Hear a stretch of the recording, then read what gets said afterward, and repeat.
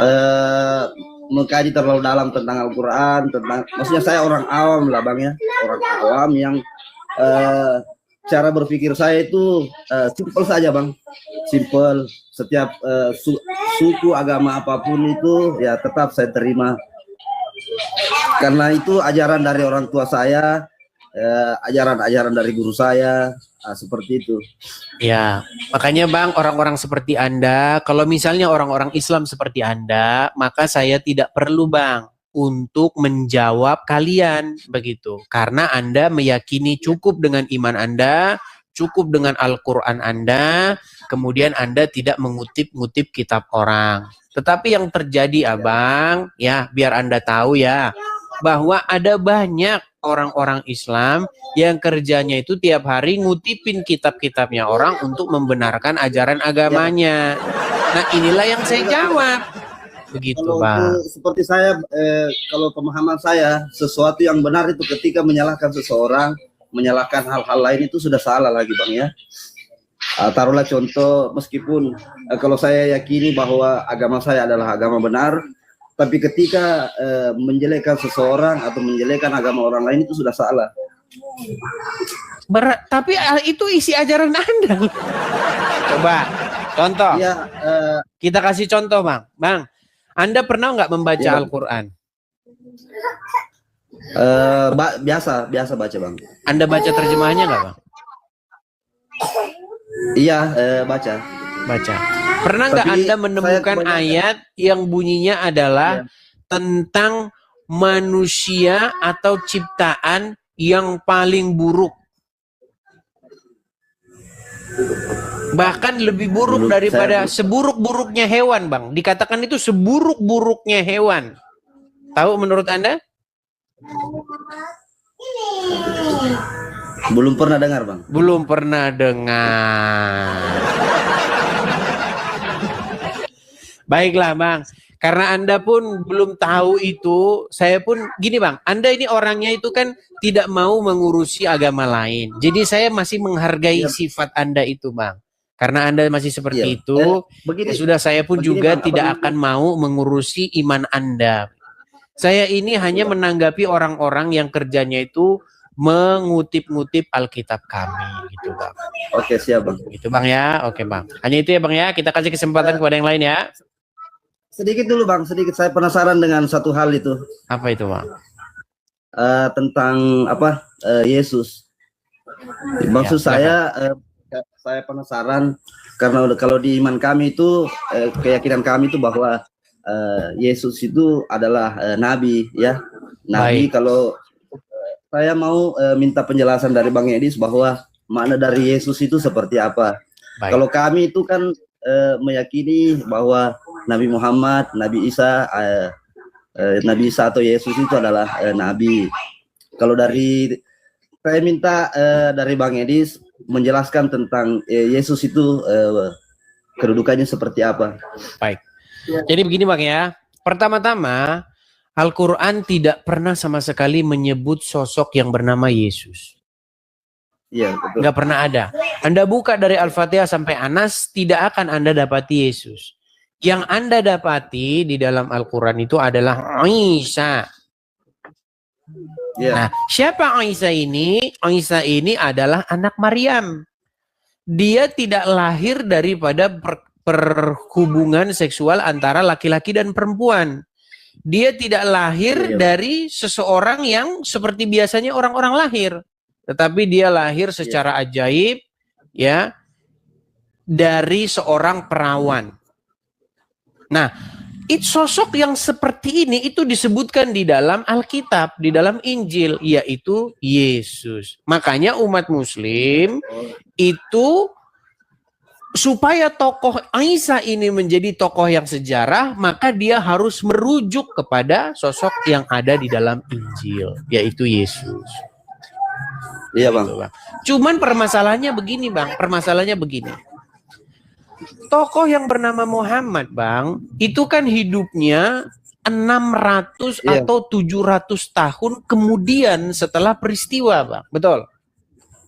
Betul.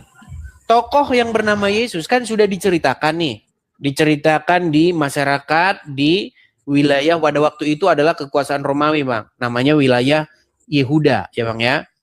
Yudea, Iya. begitu. Nah, kemudian 600 atau 700 tahun kemudian adalah seorang Arab yang Anda yakini seorang Arab yang bernama Muhammad menceritakan tokoh ini, tokoh yang dilahirkan dari seorang perawan ini. Ya, betul, Bang. Secara logika, Bang, secara logika, menurut Anda, bagaimana mungkin orang yang datangnya 500 tahun kemudian, 700 tahun kemudian ceritanya bisa lebih akurat, Bang?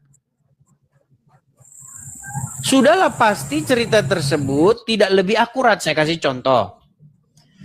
Menurut Anda, Bang, kalau ada 700 tahun kemudian, 700 tahun setelah Indonesia, kita tahu ya Bang ya, sejarah kita mencatat bahwa presiden pertama kita itu adalah Bung Karno. Setuju? Iya, setuju. Kalau misalnya 700 tahun kemudian Bang, bukan dari Indonesia, bukan orang Indonesia, tetapi orang Uruguay bercerita bahwa presiden pertama Republik Indonesia bukan Soekarno. Ya, saya paham, Bang. Bagaimana mungkin jadi informasi seperti itu, tersebut kita percaya, Bang? Oh, berarti di iman Kristen bahwa Yesus itu bukan Isa ya, seperti itu Bang ya? Di dalam iman kekristenan, tentu saja Bang, sosok Yesus itu bukanlah sosok Isa. Tetapi umat Muslim lah yang mengatakan bahwa Isa itu adalah Yesus. Begitu Bang. Karena apa? Karena kalau tidak dikatakan Isa itu Yesus, nanti mereka bingung. Isa ini pernah hidup di mana? Contoh, sekarang gini Bang. Isa menurut umat Muslim punya murid nggak? Punya. Berapa murid? Saya pernah dengar itu Yesus. Saya kurang jangan Yesus dulu Bang. Sosok Isa, sosok Nabi Isa di dalam iman Islam punya murid-murid nggak? Oh, saya kurang paham tentang kisah itu Bang. Ya, menurut umat Muslim Bang, sosok Isa itu punya murid, jumlahnya 12. Ya, kalau dari mana tahu 12? Saya pernah dengar ya tentu saja nyontek dari Injil. Karena kalau sosok Isa bukan Yesus, maka akan menjadi kesulitan bagi umat Muslim. Isa ini siapa gitu loh? Apakah dia termasuk tokoh sejarah yang pernah ada? Atau sosok yang nggak jelas siapa? Makanya banyak umat Muslim harus merujuk bahwa Isa itu adalah yang ada di dalam Injilnya orang Kristen. Begitu Bang. Makanya agama Islam adalah satu-satunya agama yang memerlukan kitabnya orang lain. Kitabnya agama orang lain. Kenapa? Karena tanpa merujuk kepada situ, nanti jadi ambiar. Ya. Begitu Bang. Ya betul itu Bang. Ini kan ketika saya pernah bertemu dengan teman saya ini, dia menceritakan tentang itu, kitab itu kan. Bahwa Yesus, murid-murid Yesus itu dari beberapa muridnya itu dinamai dalam apa namanya surah-surah yang di Bible itu. Ya. Jadi makanya Bang. Cuma yang ini takutnya saya salah Bang, takutnya saya kedepannya ketika berteman dengan atau bersahabatlah dengan umat-umat teman-teman Kristiani atau Kristen. Takutnya saya salah mencap di situ bahwa keyakinan saya adalah maksudnya yang saya tahu bukan keyakinan Bang ya, yang saya tahu Isa itu adalah Yesus dan ternyata bukan seperti itu. Itu yang saya itu yang saya takut menyinggung hal-hal seperti itu ke teman saya seperti itu Bang. Tapi gini Bang, karena menurut iman Anda kan, Bang, menurut apa yang Anda yakini sekarang ini, sebenarnya Anda boleh nggak berteman dengan orang-orang Kristen? Kalau saya boleh Bang. Sebenarnya nggak boleh Bang. Sebenarnya tidak boleh.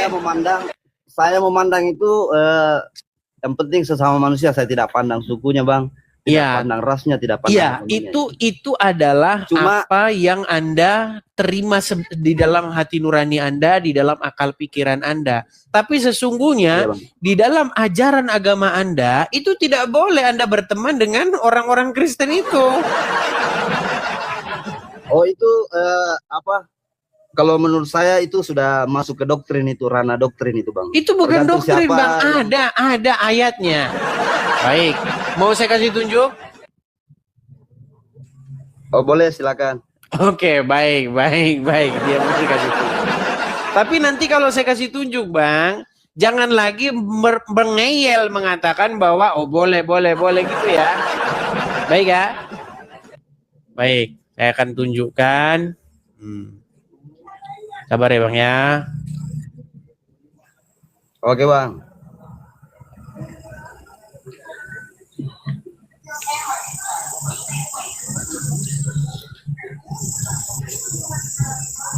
Kita akan tunjukkan, Bang ya, apa sebenarnya yang diajarkan oleh agama Islam. Baik, saya balikan dulu kamera saya, Bang ya. Siap. Oke. Kelihatan ya, Bang ya, hadis-hadisnya. Ini, Bang ya. Kelihatan? Kita baca ya, Bang ya. Dari Abu Sa'id Al-Khudri radhiyallahu anhu, dari Nabi sallallahu alaihi wasallam, beliau bersabda. Apa kata Nabi? Nabi bilang begini, Bang. Jangan engkau berteman kecuali dengan orang yang beriman, dan jangan memakan makananmu selain orang yang bertakwa. Hadis ini hasan, Bang. Diriwayatkan oleh Tirmizi, diriwayatkan oleh Abu Daud, diriwayatkan oleh Ahmad. Banyak yang meriwayatkan ini. Jadi Hadis menurut palsu itu, Bang. kan ada yang malsu-malsukan sendiri.